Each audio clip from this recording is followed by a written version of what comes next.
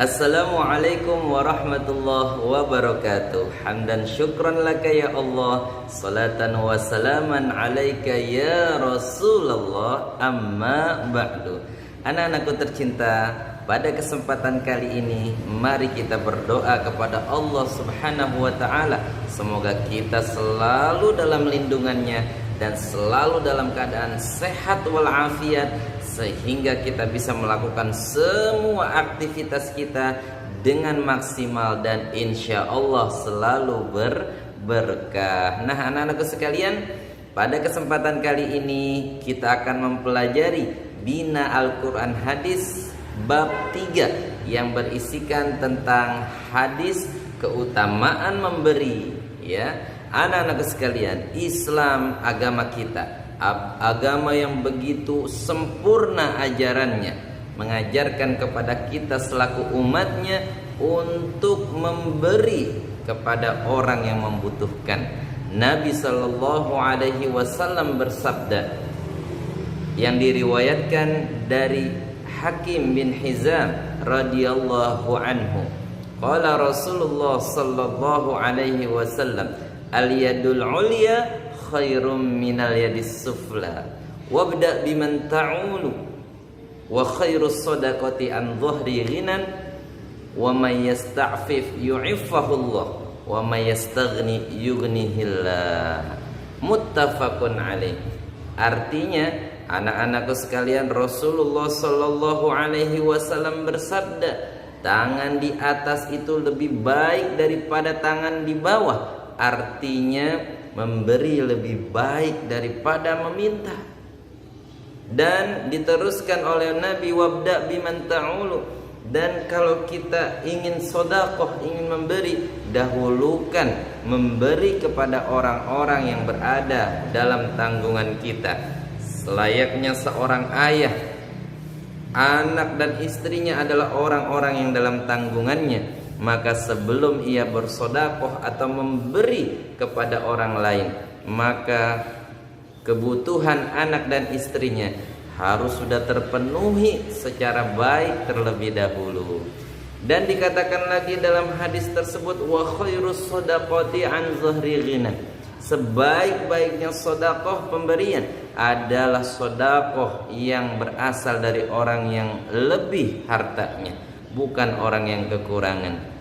Dan seterusnya, wa mayyasta'fif yu'iffahullah, siapa yang bisa menjaga dirinya dari meminta-minta, karena orang tersebut selalu bersyukur terhadap apa yang Allah berikan kepadanya, selalu merasa cukup dari apa yang telah Allah karuniakan kepadanya, maka orang tersebut akan Allah tinggikan derajat. Allah akan jaga dia dari hal-hal yang buruk, terutama meminta-minta.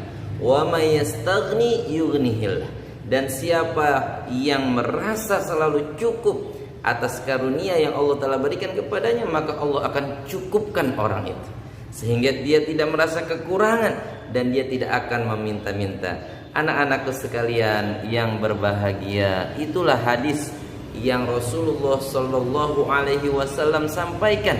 Apa yang bisa kita tangkap dari situ? Bahwasanya orang yang memberi itu teramatlah mulia di sisi Allah. Sebaliknya, jangan kita meminta-minta kepada orang lain.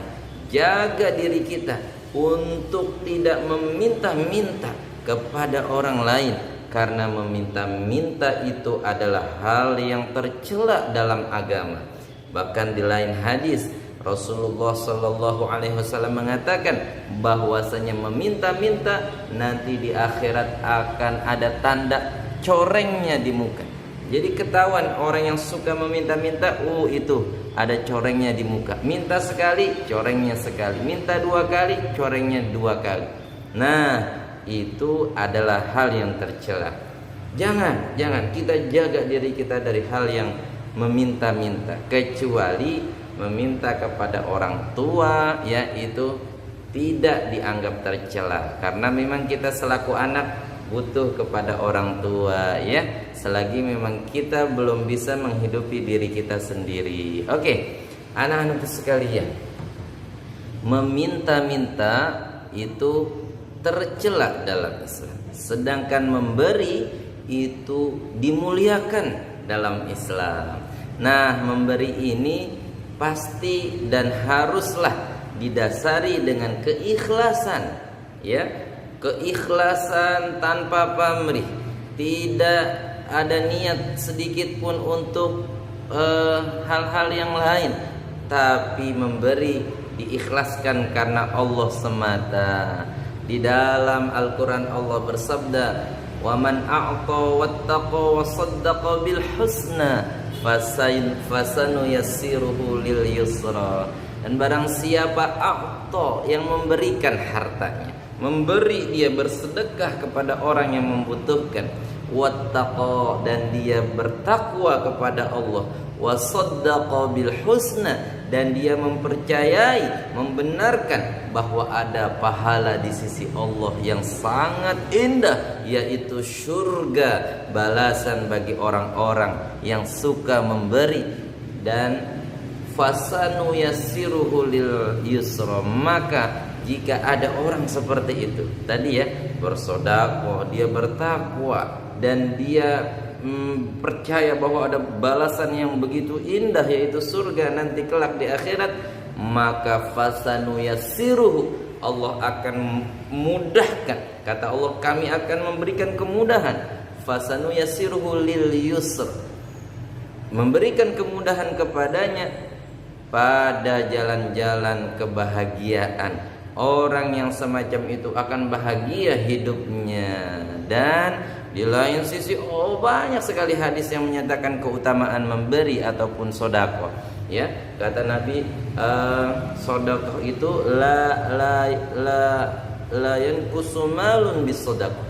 Tidak akan berkurang harta dengan bersedekah, bal yazdad, akan tetapi bertambah itu harta. Jadi kalau dihitung secara matematika, memang kalau kita bersedekah harta kita akan berkurang. Punya duit 10.000, sedekah 1.000, maka harta kita tinggal 9.000. Tapi dalam matematika sedekah tidak seperti itu. Dikatakan bahwasanya jika kita memberi 1, maka Allah akan ganti 700 kali lipat, bahkan lebih. 700 kali lipat saja coba kita hitung.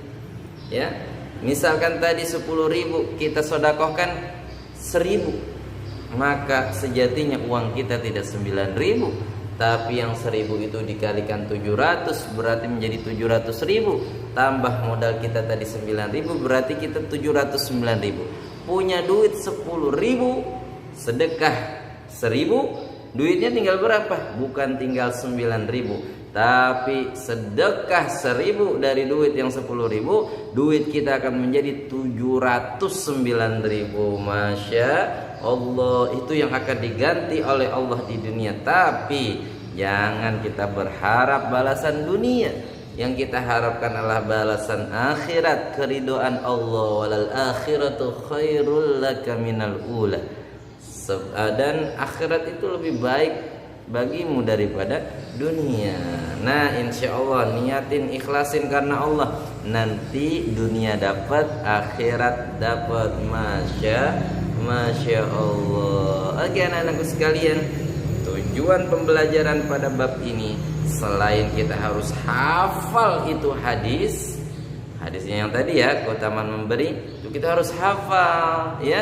Karena apa sih? Menghafal hadis itu suatu kebanggaan bagi kita.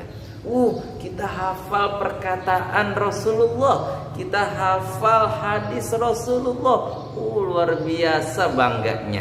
Dan tentunya pasti berniat, pastinya akan bernilai pahala di sisi Allah. Karena itu adalah salah satu wujud cinta kita kepada Nabi Muhammad sallallahu alaihi wasallam. Bahkan bisa jadi cinta kita untuk menghafalkan hadis-hadis Rasulullah, itulah amalan kita yang akan menghantarkan kita ke dalam surganya Allah Subhanahu wa taala. Bahkan dalam sebuah hadis Nabi sallallahu alaihi wasallam bersabda, "Wa man ahabbani kana ma'i fil jannah." Siapa yang cinta kepadaku, maka dia akan bersamaku di surga. Masya Allah, tabarakallah. Oke anak-anak sekalian, hafalin hadisnya ya. Hafalin hadisnya, gampang kok. An Hakim bin Hizam radhiyallahu anhu, qala Rasulullah sallallahu alaihi wasallam, al yadul ulya khairum minal yadis sufla wa khairus sadaqati wabda biman ta'ulu wa khairus sadaqati an zahri ghinan wa may yasta'fif yu'iffahullah wa may yastaghni yughnihillah. Hadis ini diriwayatkan oleh muttafaqun alaih. Muttafaqun alaih itu adalah kesepakatan dari dua imam hadis besar, yaitu Imam Bukhari dan Imam Muslim. Jadi kalau kalian menemukan ada hadis diriwayatkan oleh muttafaq alaih, muttafaqun alaih itu artinya diriwayatkan hadis itu oleh Imam Bukhari dan diriwayatkan hadis itu juga oleh Imam Muslim. Jadi di dalam Sahih Bukhari dan di dalam Sahih Muslim ini hadis ada, ini hadis tercantum. Berarti bagaimana status hadisnya? Status hadisnya sangat sahih, sangat kuat untuk dijadikan hukum ya. Jadi kalau kita pernah dengar hadisnya sahih enggak? Hadisnya sahih enggak? Nah, hadis itu kalau bersumber dari Sahihul Bukhari itu udah pasti sahihnya.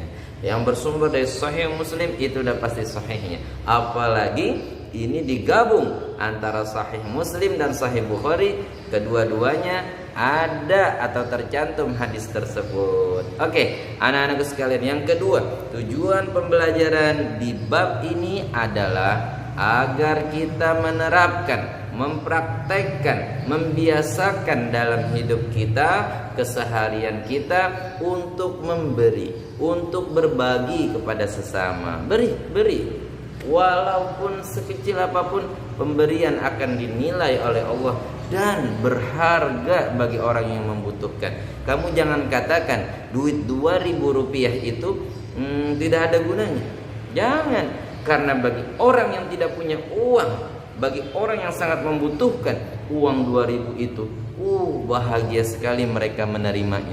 Kamu jangan katakan misalkan sebuah pakaian atau celana atau baju yang mungkin kamu di rumah banyak, yang mungkin kamu jarang pakai, tapi ketika itu kamu berikan kepada seseorang yang membutuhkan pakaian, subhanallah, mereka akan merasa bahagia sekali. Jangan meremehkan pemberian walau sekecil apapun. Oleh karena itu, berbagi dan berbagi, ikhlaskan karena Allah Ta'ala. Oke anak-anakku sekalian, sekian dari Ustadz. Semoga kita dapat menghafal hadis ini dengan niat cinta kepada Rasulullah Sallallahu Alaihi Wasallam, dan kita dapat mempraktekkan hadis ini guna untuk menjadikan diri kita semakin lebih baik dan menjalankan perintah Rasulullah serta menjauhi larangannya. Oke, wassalamualaikum warahmatullahi wabarakatuh.